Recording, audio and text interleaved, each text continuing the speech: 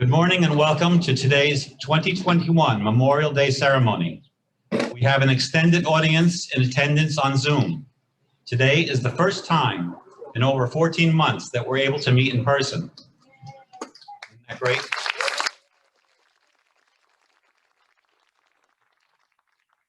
My name is Ken Hansel. As a 45-year VFW member, I presently have the honor to serve as commander of Montville Memorial VFW Post 5481. The VFW is an organization whose members have served in the combat zone. In 1868, the Grand Army of the Republic was an organization formed to recognize American Civil War veterans. They designated the 30th of May for the decorating of graves of comrades who died in defense of their country. Their hope was that memorial services would continue every year as long as any survivor of the war remained.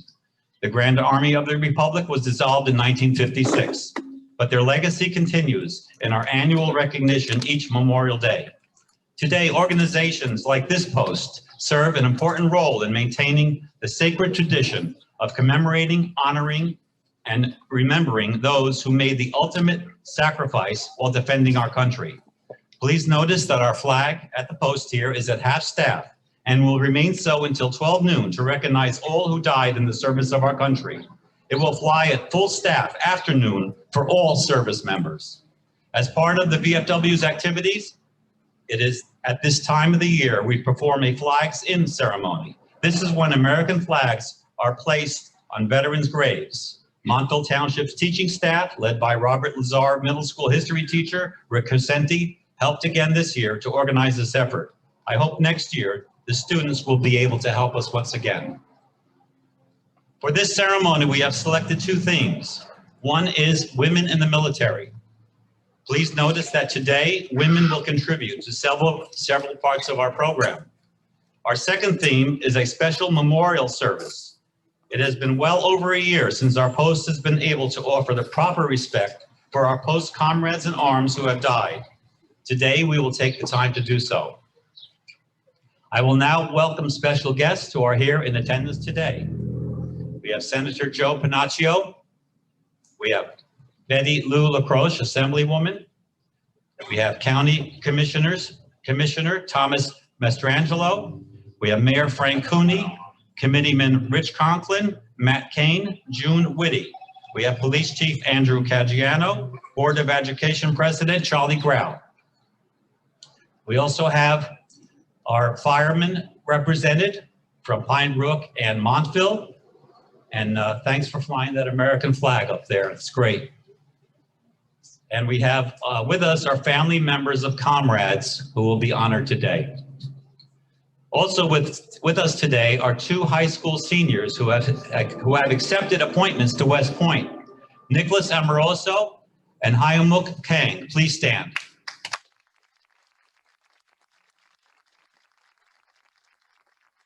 There is a third student who is going into the military. Nicholas Massacarro will be joining the Air Force. He is working today and unable to be here. Nicholas is the grandnephew of our post trustee and Navy veteran, Tom Massacarro.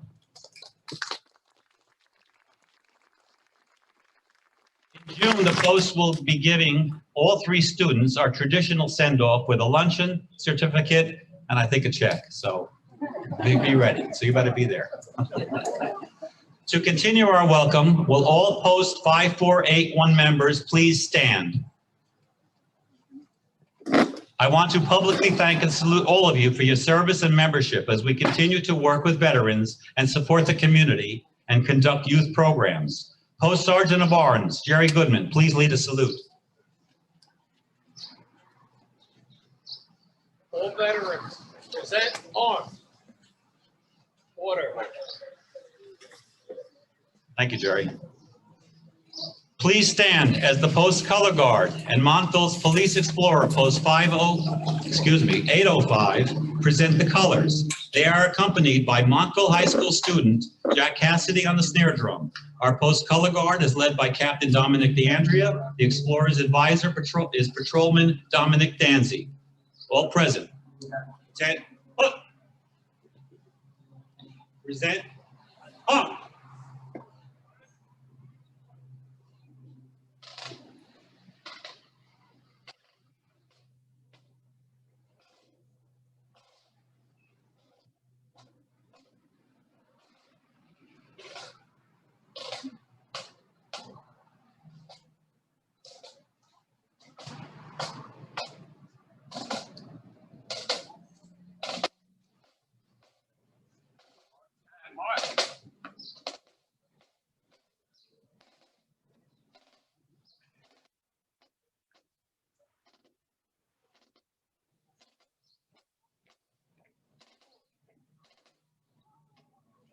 Hey. Order. Hard.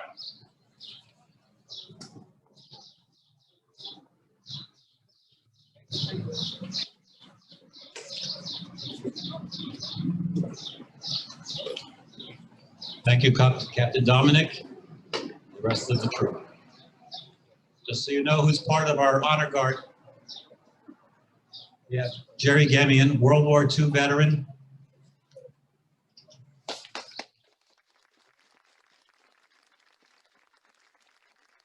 He's coming up in August, he'll be 99. He's still enjoying life with his lovely wife. We also have the others in the troop are my fellow Vietnam veterans, Jeff Jones, Chip, Joe Cole, and Captain Dominic. Thank you. Standing with Reverend Tom Hennigan, Jr. of the Montville Reformed Church presents the opening prayer. We are especially grateful to have our friend Reverend Tom here today. He is recovering from a life-threatening health challenge. I think he had a direct line that afforded him some extra help.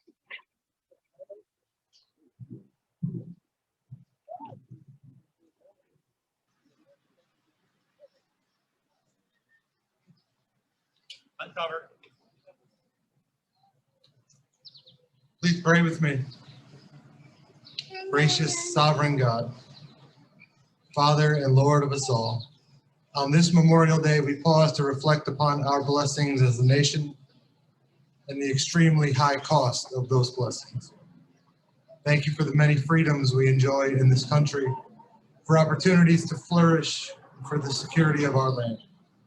Thank you for those who have served in the armed forces of our country and are serving, risking their lives for our liberty. Thank you for those who have given their lives in service to our country, sacrificing in such a costly way for the sake of others, including me. Thank you for those who have given their lives so that those who live in other countries may experience freedom in the way that we have as well. Thank you for a day set apart, for solemn remembrance as we consider the sacrifices of so many. We pray today for the families and friends of those who have given their lives in service to our nation. May they be comforted in their sadness, and may they rest assured that the sacrifice of their loved ones contributes to a cause most worthy. May they be proud of those they have lost, entrusting their ultimate fate into your gracious hands. We ask for the growth of peace throughout our world today, so that fewer and fewer men and women will have to risk and even sacrifice their lives. We long for the day when people will beat their swords into plowshares and their spears into pruning hooks. Nation shall not lift up sword against nation, neither shall they learn war anymore.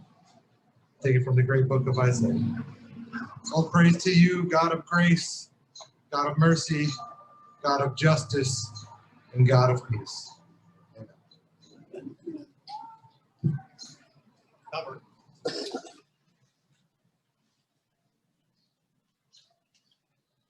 Thank you, Reverend Hennigan. It's good to see you here.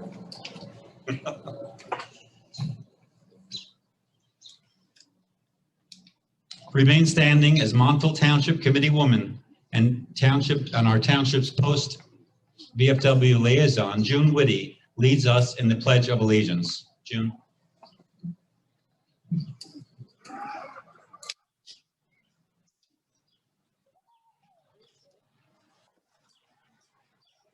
I pledge allegiance to the flag of the United States of America and to the republic for which it stands, one nation, under God, indivisible, with liberty and justice for all.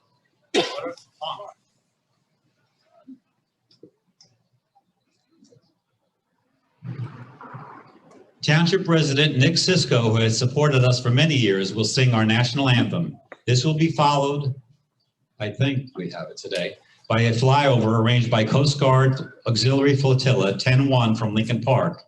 Veteran pilot Tom Van Windigen will be flying, the Navy trainer T-34 or an equivalent, and Coast Guard Commander Steve Shepis is directing him from the ground. Nick. Present.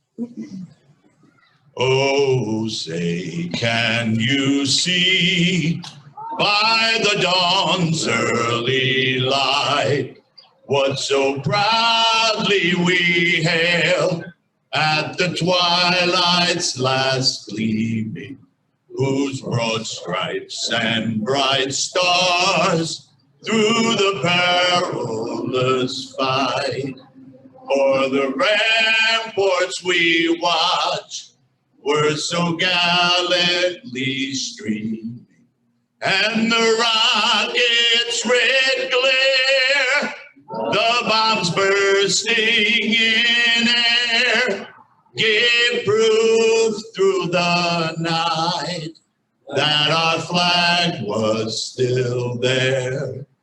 Oh, say does that star-spangled banner yet wave o'er the land of the free and the home of the brave?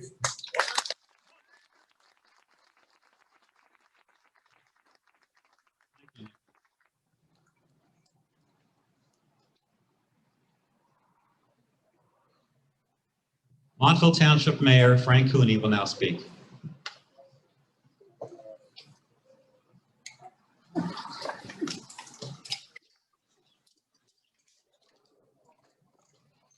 Morning. It's my honor to speak today's event. I'd like to start with a quote from Abraham Lincoln. "To care for him shall have borne the battle for his widow and his orphan." Memorial Day is a day of honoring the men and women who died while serving in the armed forces. These were men and women who fought and protected the freedoms that can easily be taken for granted. Their courage humbles us, their bravery is unmeasured, and their sacrifices cannot be overlooked. On behalf of the Township of Montville, the flag.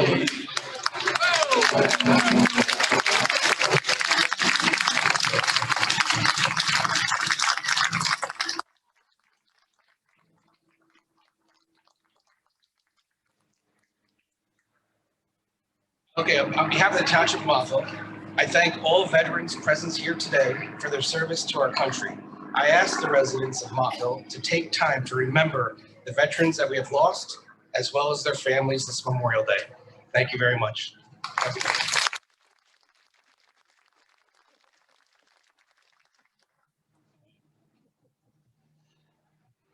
Next on our program is today's keynote speaker, Captain Lindsay Chrisman.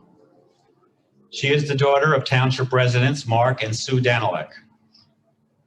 I don't know if they're going to come over again. Pardon me. You are. Okay.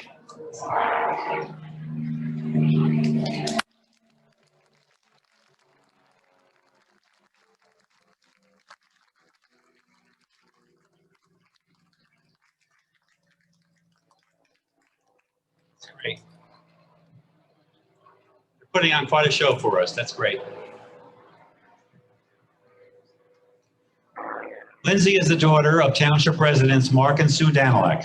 Lindsay graduated from Montville Township High School in 2010. From there, Lindsay attended the United States Military Academy at West Point, graduating in 2014, where she majored in American politics. She was the captain of the Army Women's Track and Field Team, where she competed in the pentathlon, heptathlon, and 400-meter hurdles in the Patriot League.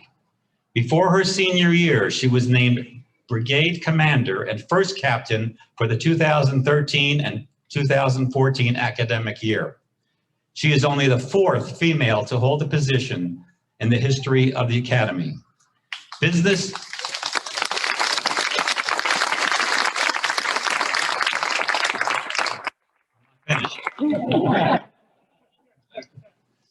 Business Insider named one named her one of the 12 most incredibly impressive students to graduate college in 2014. And she was featured in the New York Times article, Women of West Point. During her time at West Point, she completed airborne school, air assault school, and worked at the Defense Intelligence Agency in Washington, D.C. Upon graduation from West Point, Lindsay attended flight school at Fort Rucker, Alabama, where she chose to fly the AH-64D Apache helicopter. Lindsay then served 3 years as platoon leader in the 6th Cavalry Regiment at Fort Bliss, Texas. That group is a heavy attack reconnaissance squadron of Apache helicopters and drones. While there as an assistant S3, she trained all aspects of battalion operations. During her time in the 6th Cavalry Combat Aviation Brigade, Lindsay trained with the 160th Special Operations Aviation Regiment, that's the SOAR, where she became the first woman in the group's history to fly the AH-6M Little Bird, which is a light attack helicopter used for close air support of ground troops. She is currently serving as a platoon leader for that organization. She recently returned from a deployment in Helmand Province, Afghanistan. Lindsay just traveled with her husband from Nashville in order to join us today. Please welcome our own Captain Chrisman.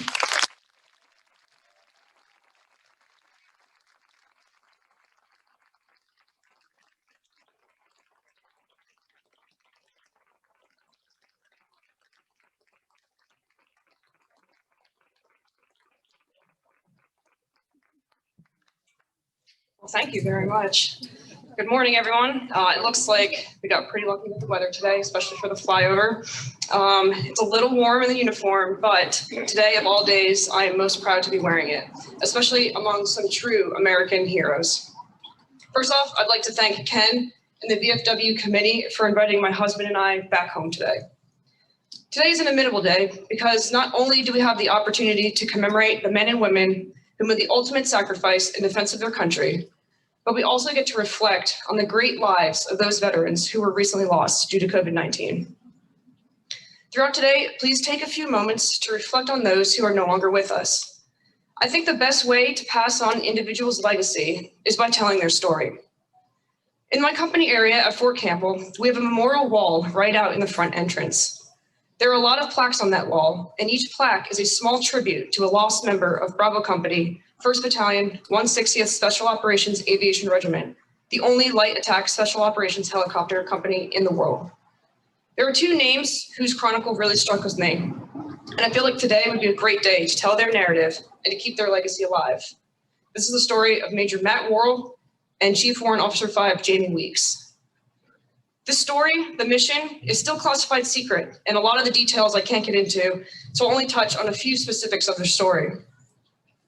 On May 14th, in 2004 in Iraq, our company was deployed with elements of 160th SOAR to support the ground force against elements of the Taliban and Al-Qaeda. A little background on Chief Warrant Officer 5 Weeks and Major Worrell. They were both AH-6 Little Bird pilots. Major Worrell was out of the company and was actually on staff for this deployment, but was qualified and current in the Little Bird. CW5 Weeks, a very senior Little Bird pilot, was also working TOC operations for this deployment. It's pretty rare to have a Chief Warrant Officer 5 in the company, as that being the highest Chief Warrant Officer rank, they usually have more leadership, executive type roles in battalion or regiment, as opposed to company level roles and responsibilities. So both pilots were not tasked or battle rostered to fly during this deployment. How we do it in the company when we deploy is that we are battle rostered crews. So we fly with the same person on every mission and flight, and we have our own Little Bird. We take ownership of our crew and our aircraft because essentially you become one with it all. The individuals on staff, however, especially in the 160th, always remain current and qualified in their primary airframe so that they can jump in a bird if and when they are required. I recently talked with a retired warrant officer who is now an instructor pilot who was there that day. He told me it was a calm and beautiful day, just like today, and there were no missions on the schedule.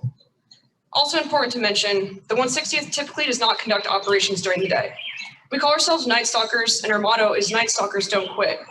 And all of our helicopters are black, which is different than any other type of helicopter in the Army, because we conduct missions deep in the night when everyone else is asleep. So that day when the call came over the radio that there were operators in contact, our ground force customer, we had to launch to support. We sent our 2 battle rostered little birds to provide precision rotary wing fires to the guys on the ground. Essentially, it was an ambush. The Americans were outnumbered and the ground force was getting overrun since they were out in a small team mission.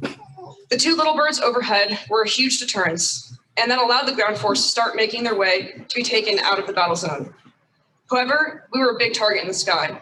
Also, we fly very low and engage targets very close, so we are in effective fire range of small arms weapons such as AK-47s. The 2 birds in the sky were getting hit constantly.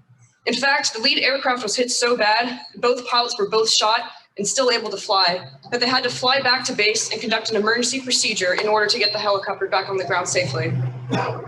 It was at this time when the trail aircraft was now out of the fight, out there alone, and really needed that backup. Listening to the radio calls and the chaos from the Command Operations Center, both CW5 Weeks and Major Worrell, without hesitation, grabbed their flight gear, weapons, and sprinted to the spare little bird, which was already loaded and configured for the fight. They'd maybe flown together once before, but that didn't matter. They couldn't leave their fellow little bird pilots or the ground force operators alone in the fight, especially when it was that bad. They cranked and took off and met up with their other aircraft that was also already damaged badly. They needed to get back to rearm and refuel, so Major Worrell and CW5 Weeks were now alone in the fight. This back and forth iteration went on for a while, and the fighting never ceased, and more enemy continued to engage the little birds. Both helicopters were littered with bullet holes, but they kept fighting. Major Worrell and CW5 Weeks had engaged a group of enemy fighters along a hillside, turned away from that hillside when an RPG struck their tail rotor. They lost complete control of the helicopter, and due to the uncontrollable spinning of the fuselage, they impacted the ground. Everyone in the command center who had been battle tracking the fight heard Fallen Angel over the radio and immediately knew what happened. After the fighting subsided and the ground force was able to get to the downed little bird, it was too late. Both heroes died on impact. Once the other aircraft made it back to base, no one can comprehend the damage that was inflicted on both of those birds and how the crews managed to last in the fight that long.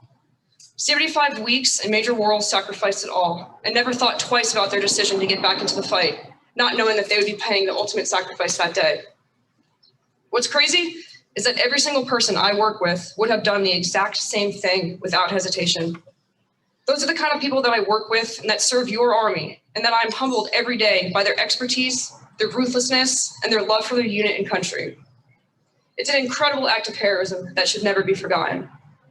Not a single ground force operator died that day due to the little bird's relentless engagements, and both of the 2 pilots that were shot lived as well. One thing I've learned from their story, especially after talking about it with the warrant who was there, who never saw his friend again, is to live for the people in your life, to be good to others, to be genuine, and to do what sincerely makes you happy. Legacies are not carried on because of the things that you do every day. They are carried on because of the kind of person that you are. Something that will never change about our military is how well we honor those who have fallen. But over the years, a couple things have drastically changed. As you know from Ken's introduction, I'm the first ever female AH-6 Little Bird pilot. It hasn't been the easiest job, as you can imagine, and I'm not the first ever female to assess for the 160th, but women before me couldn't meet the high physical standards. We do some crazy stuff in my company that sometimes when I reflect on the things that I've done, some of the training and what we do, and the people that we work for, it makes me very proud to be part of that team. The team that puts helicopters onto C-130s and offloads right on the target, who shoots miniguns, 50 cals, and rockets, who lands on ships deep off the coast of the ocean, and who flies in all types of desert and mountain environments. But like I said, it isn't always easy, especially in the special operations community, because the standards are so high and the people are so driven. So for example, for my assessment to get into the 160th, I had to take a series of aviation and tactical exams, give classes, and plan and brief to fly to a target, engage that target in plus or minus 30 seconds, return back to base, all with a paper map and a compass from a helicopter. But in addition to that, what I really needed to do was to pick up the 150-pound ammo can to load it into the back of the aircraft, run the 7.62 rounds through the minigun, and ensure the weapon was ready to fire. This is something that we do all the time in the company, load our own ammo, and that ammo can is very heavy and very awkward, especially when wearing our flight gear. But I did it. I lifted it, I rearmed the aircraft, and those who were assessing me determined that I was physically capable of being a Little Bird pilot. So, another lesson learned, regardless of gender, if someone is strong enough, physically and mentally, and has the qualifications, they can fulfill roles that have never been filled before. Woo!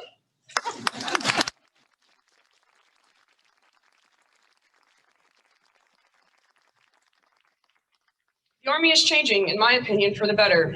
The Department of Defense has been making these changes for years. In 1975, for example, opening up the military service academies to women, and in 1993, allowing women to fly fighter jets.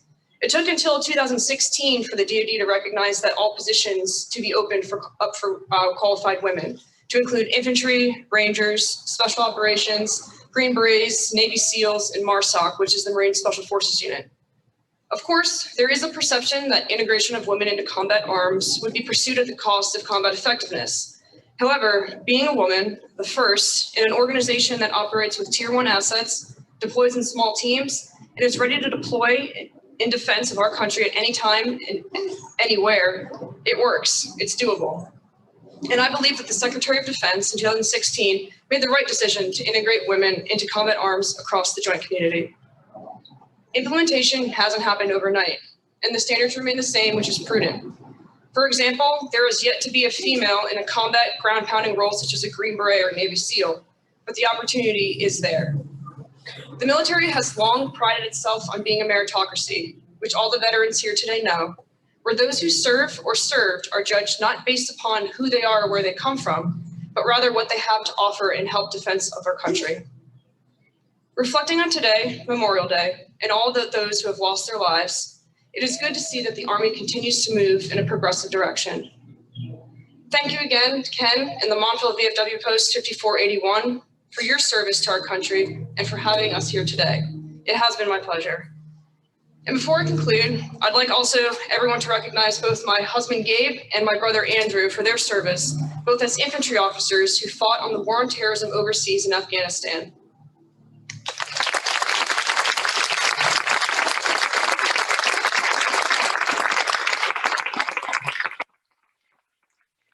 A lot of people here today with some pretty incredible backgrounds and stories, and I'm glad that we can all be together today to share them with each other. Thank you again.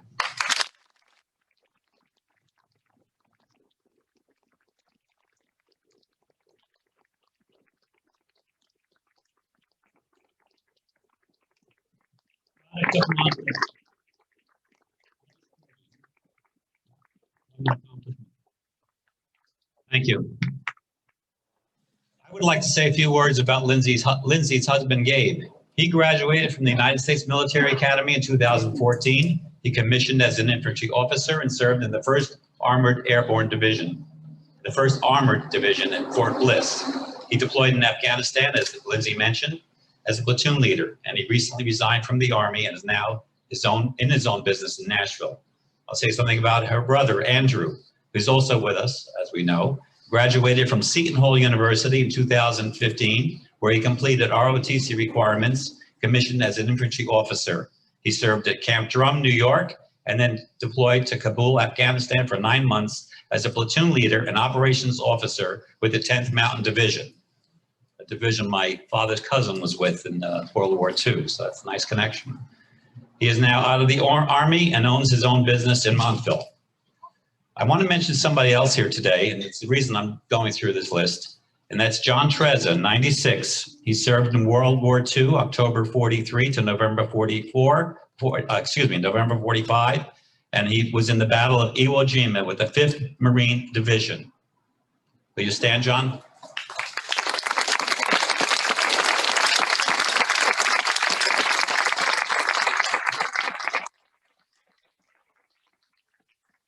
I want to announce that because today, Captain Lindsay Chrisman, her husband Gabe, her brother Andrew, and John Trezza will all be inducted as members of the Montville Memorial VFW Post 5481.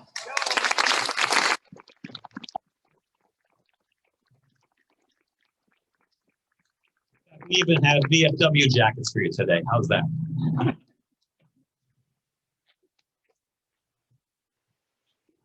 Sadly, during COVID epidemic, our post lost 6 active members. We have placed their picture on this placard, We were not able to perform our traditional VFW Wakeside service and honor these comrades. Fittingly, we will do so today, this Memorial Day. We, the members of Montville Post 5481, veterans of foreign wars, are here assembled to pay a lasting tribute of respect to our departed comrades. When the call of our country was heard, each answered. Self was forgotten in the cause of the greater good. Bravely they marched away with the abiding faith in God, their country, and their flag. The red of our country's flag was made redder by their heroism, the white more stainlessly pure by their motives which impelled them. And in the starry field of our nation's glorious banner, the blue has been glorified by the service they have given for American ideals. One by one, as the years roll by, we are called upon to fulfill these sad duties of respect to our departed comrades.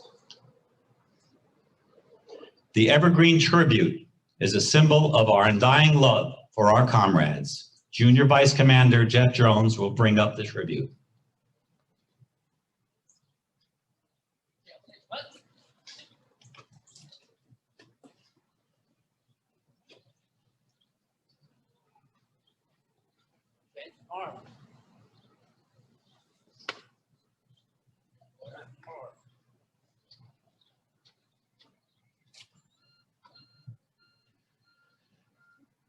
The white flower is a symbol of purity, and may each future generation emulate the unselfish devotion to duty. Post Adjutant Joe Cole will place the flower.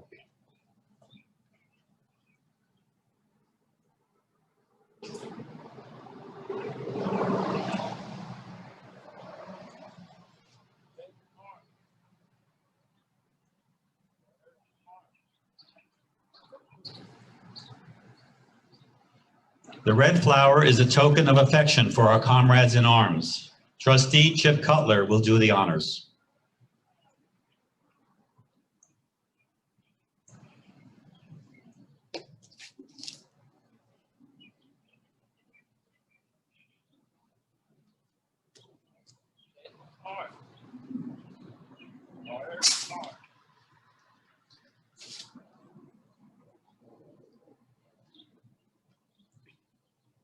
Members of the Police Explorers will place 6 American flags in the 6 floral arrangements.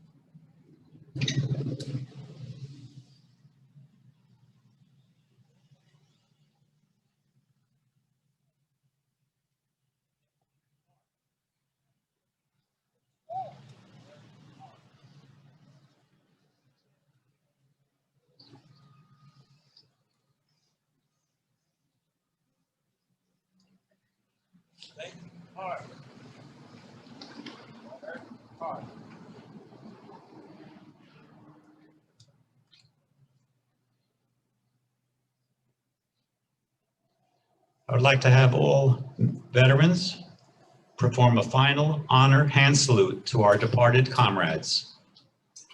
Present. Hums. Order. Hums. Thank you.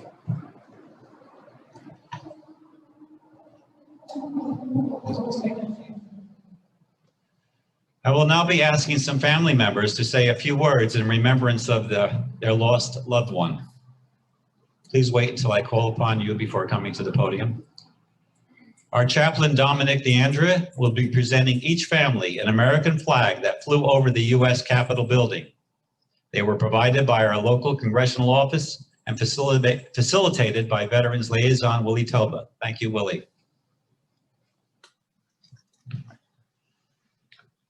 Jen will be remembering her grandfather, Ralph Amato.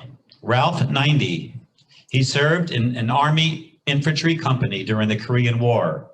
Ralph always stepped up to help our post. He became close friends with a number of our members, me included. Ralph was an early COVID casualty, which really shocked our post. Jen, please come to the podium.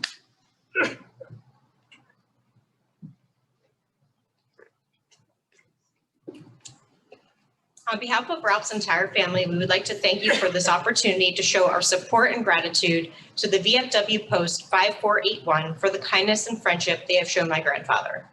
Ralph was an amazing and loving father of 3, grandfather of 4, and great-grandfather of 2. He was a devoted husband to his beloved wife, Anne, for 67 years. When she passed, he found himself alone at the age of 90. And that is when the brotherhood and companionship of the VFW stepped in to fill his days with laughter and purpose. He attended meetings, joined committees, and thoroughly enjoyed sharing meals and stories with the wonderful friends he found at the VFW. He was a proud grandfather of 2 Eagle Scouts. He knew firsthand the hard work and dedication it took for boys to earn the rank of Eagle, so he enthusiastically spearheaded the Post's Eagle Scout recognition program. He enjoyed attending Eagle Scout ceremonies and presenting plaques and certificates to the Scouts in recognition of their rank. Ralph put his vast knowledge and experience as a financial comptroller to use and joined the Post's finance committee. He solicited businesses for sponsorships to help support the Post's events. Ralph was a wonderful cook and enjoyed sharing a great meal with a glass of wine or a limoncello shot with his family and friends. He would frequently get together with his VFW pals and share stories over lunch or dinner. It's these wonderful memories that bring us, his family, great comfort and appreciation to this wonderful organization. Thank you all for all you do for veterans, and we thank all veterans for their service to our great country. Thank you.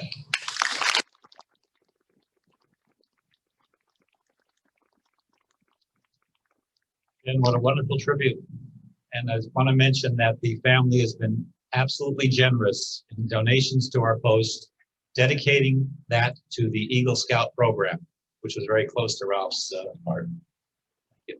Oh, sorry.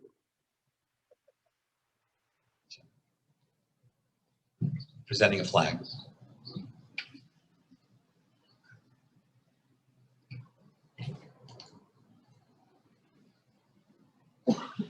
Howard Baker was 95. Howard served in the Army in Europe during World War II and was a member of the 106th Infantry Division. Howard's awards included campaign medals and a World War II Victory Medal. I'd like to present a flag to his son, Dean.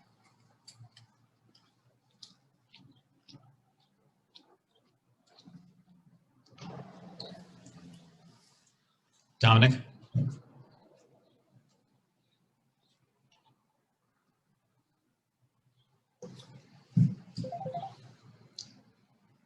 Howard spent his last days at the Chelsea, and we had another member whose in-laws were there. And, we used to bring him a cup of tea. That was his favorite drink. So always on.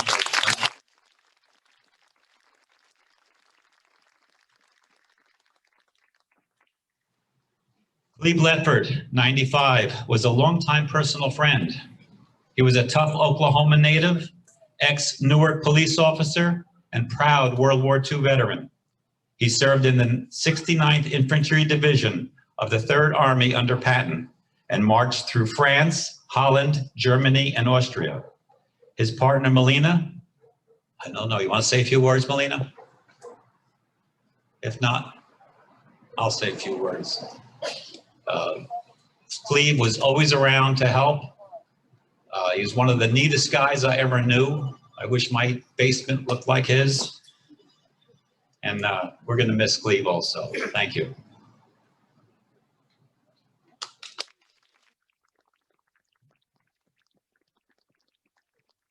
Yes, Melina, you didn't make it. Oh, Melina, come up.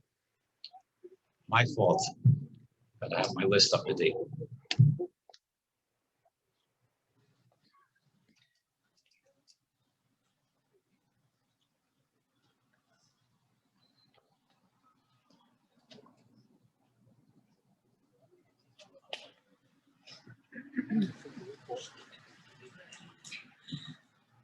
I just want to say that Cleve was a very good man. He was loved by his neighbor and friends.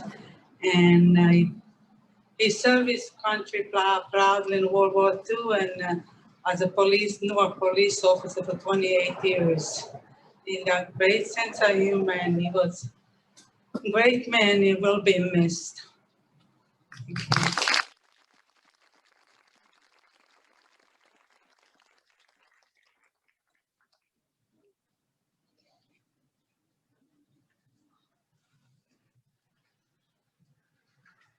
This isn't easy for some. Thank you. Ralph Daniels' daughter, Linda, will be talking about her father. Ralph was 86. While in the Army, he saw service in Korea during that conflict, serving in the infantry division. Ralph has had a long history with the VFW, having been commander of Hasbrook Heights Post for a number of years. After moving to Montville and joining our post, we all depended on his experience. Linda?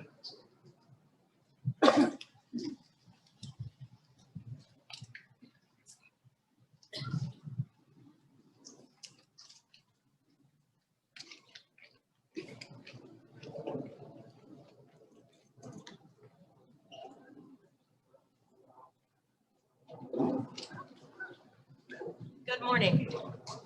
My family and I are very honored to have been asked to be here today. My dad, as Mr. Mansell said, was a life member of the VFW. He served 3 terms as commander at the Hasbrook Heights Post. When he moved down the street, I encouraged him to come here. He was very hesitant because he wasn't sure how he would be received. When I finally got him to attend a meeting, you welcomed him with open arms. He loved this post. He loved the people that were here.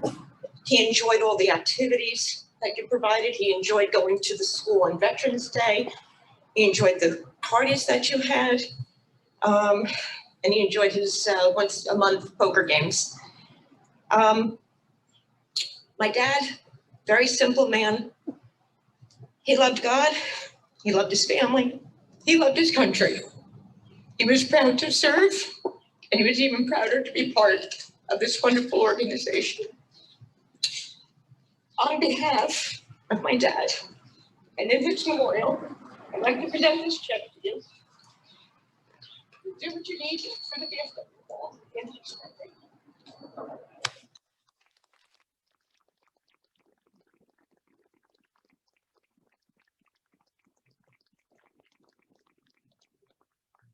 Another one of the better people in the world, I'll say. Oh, I'm sorry. I'm like forgetting that every time. It's on my fault. The flag that flew over the Capitol. Thank you.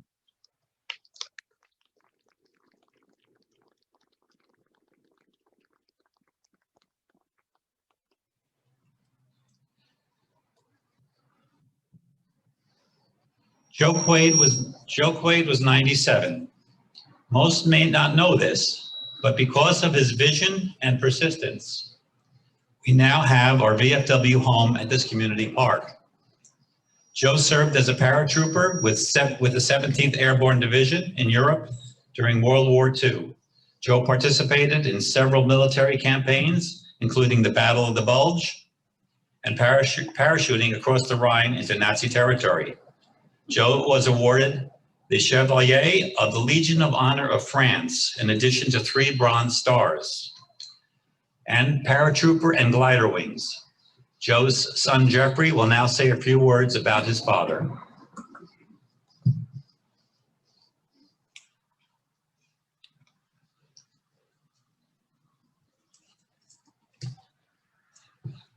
So I took yesterday to write a list of my father's accomplishments and what he would want you to hear. And the list came out to be as long as my arm. So I thought maybe I would just say some unscripted words about his life and his life of service here in Montville and throughout the organizations that he was a part of. So my father was born in Elizabeth, New Jersey, graduated from Thomas Jefferson High School, 1939, went to Rutgers, 1943. He was drafted into the Army. He volunteered for the paratroopers because the pay was better. He quickly found himself at MIT, where he was part of the ASTP program, which was a program which was set up at the end of the war to help to create administrators to rebuild Germany, France. He found himself in an airplane during the Battle of the Bulge, pushing supplies out to the units on the ground. And several months later, he parachuted himself into Germany with the 17th Airborne over the Rhine River. When he came home, he found employment at Prudential Insurance Company, where he was past president of the Gibraltar Post. Many people don't know, but there were many veterans in Prudential in Newark at that time during the 50s, both Korean and World War II veterans. He also was past president of the PICAA, the Prudential Insurance Company Athletic Association. Now, I'm not going to bore you with his whole story, so we'll jump ahead to other things that he was proud of. He was the editor and publisher of the 17th Airborne Association magazine, and he released 2 issues every year for over 50 years, keeping the vets together. He also attended every reunion. There were 55 reunions starting in 1955 to 2010 of the 17th Airborne Association. He was one of only 9 members to attend every reunion. So my father always believed in service, and I just want to thank you for giving me the opportunity to memorialize him. And although he was always the center of the stage because many people relied on him, he would be the first to step back and say, okay, today is the day we remember the vets who gave the ultimate sacrifice on the battlefield. So I want to say thank you and God bless.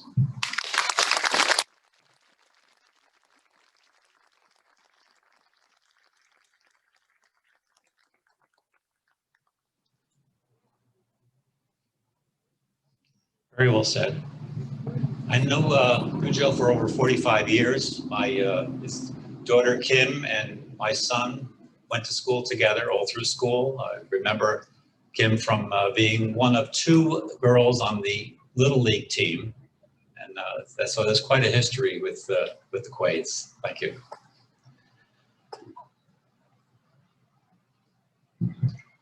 Sadly, we have even another that we lost.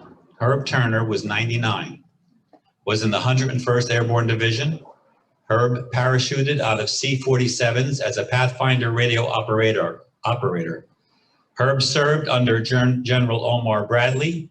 He earned 6 battle stars, a service medal, and a Distinguished Unit Badge. Herb was always a great help, especially during our annual poppy drives. Herb's daughter, Carol Krumpnick, will tell us a little bit about her father. Carol.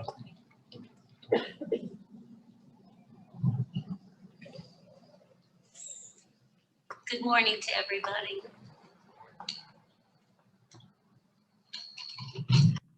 Thanks. A short time after my father passed away, a tearful teenage girl came to my door holding a card. I had never seen her before, but she said that every day that she would come home from high school, my father, who would be sitting outside, would call her over and ask her if she had a nice day and if she would wear a jacket, if she was warm enough. And she told me that she didn't have a grandfather, so she will miss my dad's attention and concern that he paid to her. And I appreciated that. We've all had a tough year. I lost a sister. I lost my father. especially post 5481, losing so many great men. My father was my buddy, my hero, as well as the nation's. He was strong, full of life, sometimes walked with a cane, no glasses, no hearing aid, had all of his teeth and hair. He was old school, proud of his heritage, and a loyal and patriotic American. He was a kid from Brooklyn, had 3 children, 8 grandchildren, 12 great-grandchildren. He was never in a plane before, but he found himself jumping out of C-47s during the bloodiest battles of World War II. He was one of 200 pathfinders and radio experts, so he jumped first. He jumped on D-Day, Operation Market Garden, Mary St. Église, liberated Paris, Holland, and Belgium, and fought in the Battle of the Bulge and Bastogne. He then marched into Munich. They were a tough group, that 101st. And they were sent to Paris to be retrained to fight in the Pacific. But the war was over. It was then their duty to go to the first concentration camp, Dachau, and carry out the survivors.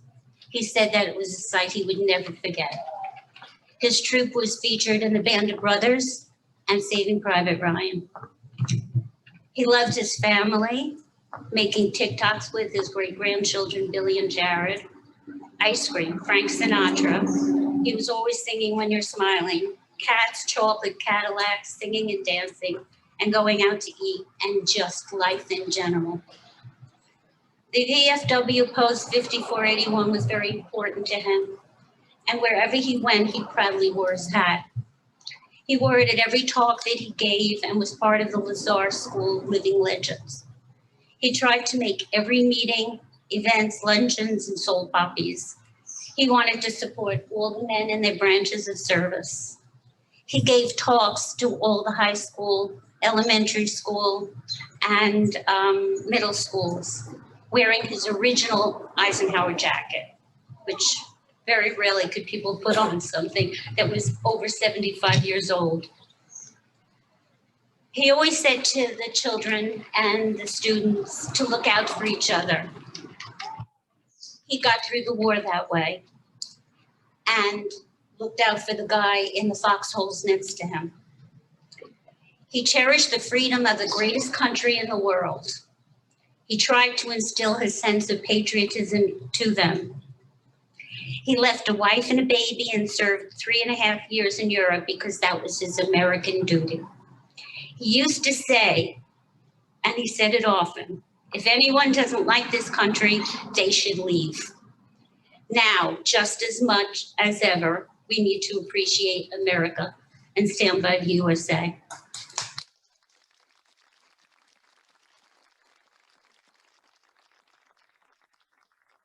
He was very proud to be part of the greatest generation, and they were a tough group.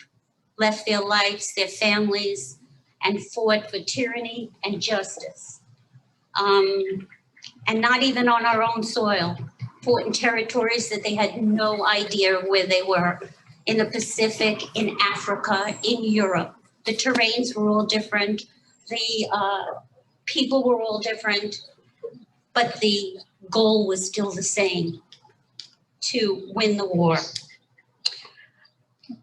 I was very proud of him. I miss him dearly. Old soldiers never die, they just fade away. Thank you for your service, everybody.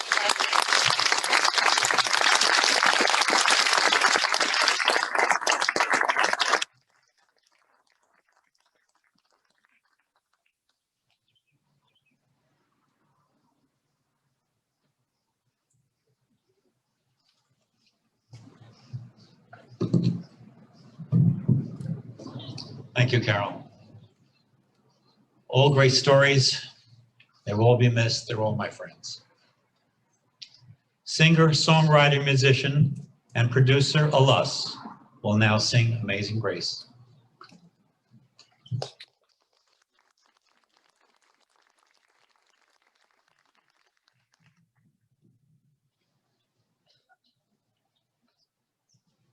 Amazing grace, how sweet the sound that saved a wretch like me. I once was lost, but now I am found. Was blind, but now I see. 'Twas grace that taught my heart to fear, and grace my fears relieved. How precious did that grace appear the hour I first believed. When we've been there 10,000 years, bright shining as the sun, we've no less days to sing God's praise than when we first begun. Amazing grace, how sweet the sound that saved a wretch like me. I once was lost, but now I'm found. Was blind, but now I see.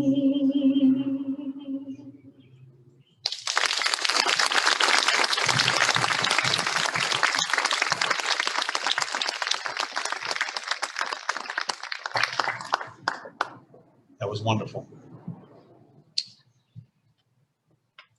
This memorial part of our ceremony has brought out some sad memories. In our lives, we have all been touched by these emotions, but life endures setbacks. We will now have the placement of wreaths by members of the Police Explorers, First Aid Squad, police and fire departments. This is done as a formal sign of respect for all those lost in defense of freedom.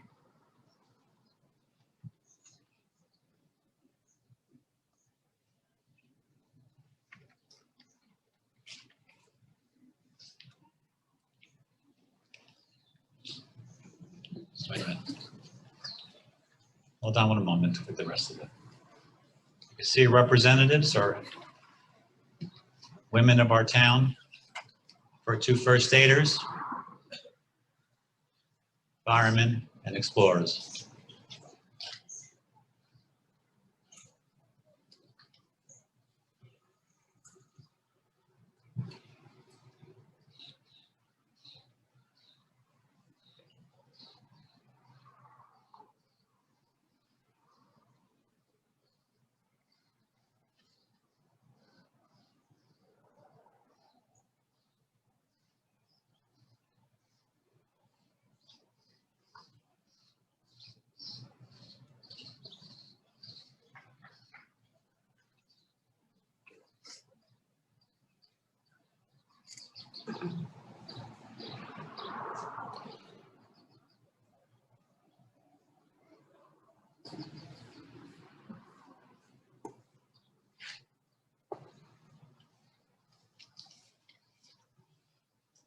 Thank you. Thank you very much. Montville High School student Elif Kisleton will now perform taps, followed by a rifle salute. Service members, please stand and salute. Civilians, please stand, remove headgear, and place your hand over your heart. The M1 Durand rifles will be fired by my fellow Vietnam veterans, Dominic DeAndrea and Jeff Jones. Present, Hunt.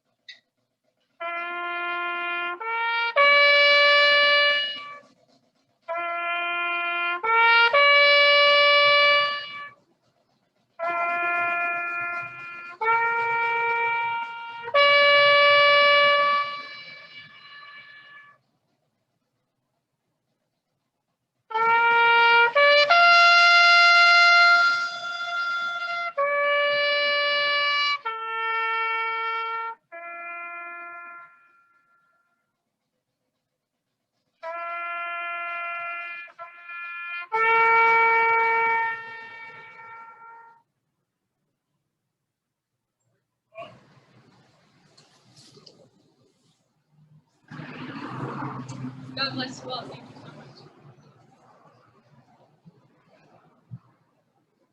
much. Another product of our great school system in town. Drummer and trumpet player.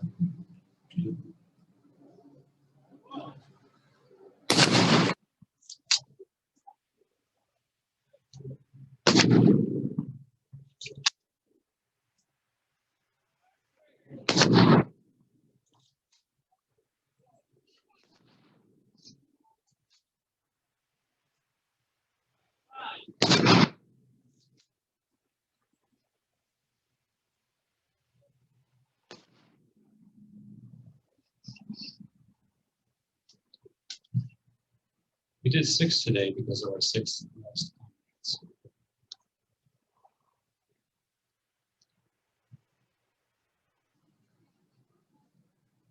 Father Mark of St. Pius X Church will now say the benediction.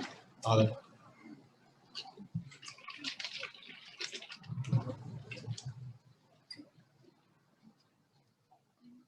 Uncover.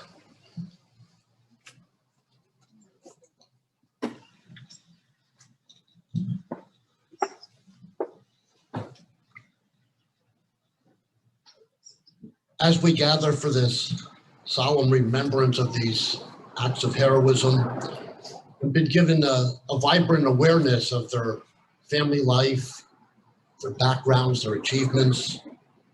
We are grateful for the grace that God has given us, and to honor and remember the people who served our great country, and as a result of their service were called home by the Lord. We ask for your infinite blessings upon the souls of those good men and women who gave their last breath in defense of our nation, our freedom, and our children's future. We ask that you bless everyone gathered here today and grant us the strength to rise to the challenges of our time. Let us look to you, one nation under God, for the things that unite us rather than divide us. May we continue to have faith in your divine providence, and we are confident that you will always be with us. We ask that we can glorify you by our words and deeds, and we ask this humbly to our Lord.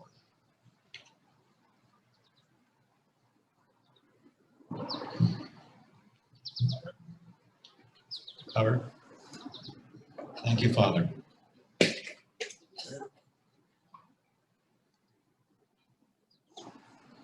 Nick Sisko will now lead us in song with God Bless America. Nick. You got it. Everybody join in. Yeah, please, everybody join in. God bless America, land that I love.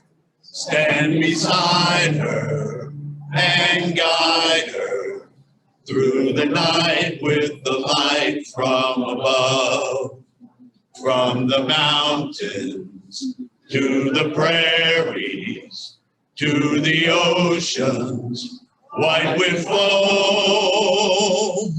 God bless America, my home, sweet home.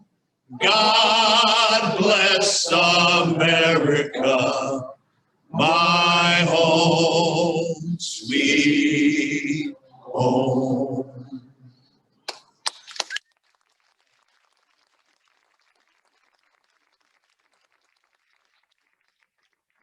That's great. Please be seated. Before our color guard retires the colors, I have some closing comments. During poppy drives, please notice our post members when we are at township businesses. Also remember to fly the American flag, especially on Flag Day, June 14th. For any flag that needs retiring after it has done its duty, we have a return box painted red, white, and blue right next to our post building, right back there. You may leave your retired flags there. We have a service every year where we do a flag retirement. Also notice our wall of honor right back of me here by the M60 tank. Commemorative bricks for any service member, township or otherwise, deceased or living. Application forms are available inside the post building or on our website, VFW5481.com. That ends the commercial portion of our story. I do want to say something here. This morning, there was a 4-year-old came up, wanted to give veterans a present. This is something I see almost every day in some form working with this post. I just enjoy every day I do this. It's become a big part of my life right now. So I'm enjoying it very much, even today. We have been through the sad times. I want to wish everyone a nice Memorial Day. During this holiday, please enjoy what's around us. Take pride in our country and let the day create reasons to be together so that we can create new memories. Our color guard will now retire the colors. Please stand. Present. Hung.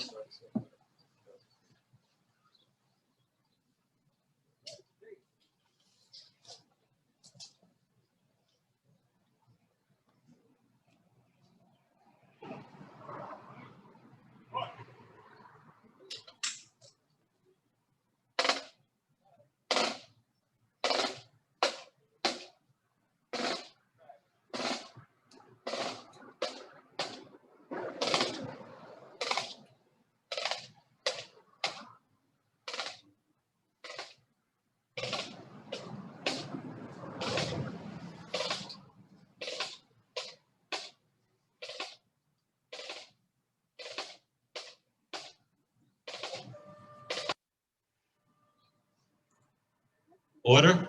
Hung.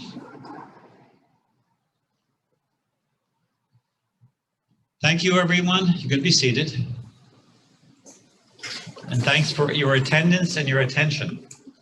And thanks to all who have participated in today's program, including some that were behind the scenes, and that includes Township Clerk Stacy Gruca, Town Employees Lars Darling, Fred Ackerman, to our Zoom and Graphic Design Coordinator, Michael Johnson.